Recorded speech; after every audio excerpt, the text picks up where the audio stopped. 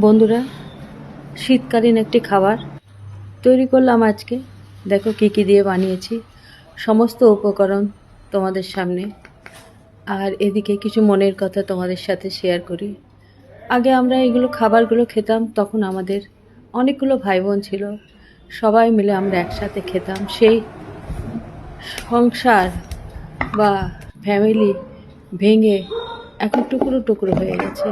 ছোট হতে হতে এতটাই ছোট হয়ে গেছে যে আমাদের এখন একটি বা দুটি সন্তান, তারাও যখন বড় হয়ে চাকরি সূত্রে বাইরে চলে যায়, থাকি শুধু আমরা দুজন। এই দুজনের জন্য কি আর নতুন নতুন খাবার বানাবার ইচ্ছে হয় না, খেতে ইচ্ছে করে। তাই ওরা যখন আসে তখন মনের মতো কিছু খাবার তৈরি করি।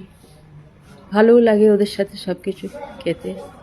মানুষের মন এখন কতটা বিষাক্ত হয়ে গেছে দেখো তো। সব ভেঙে তো টুকরো হয়েছে, মানুষের মনও ভেঙে গেছে।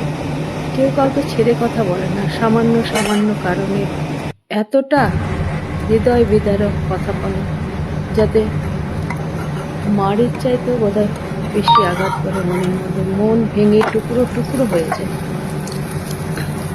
এতটাই ভেঙে যায় যে সেখান থেকে নিজেকে বের করে নেওয়া মুশকিল হয়ে যায়।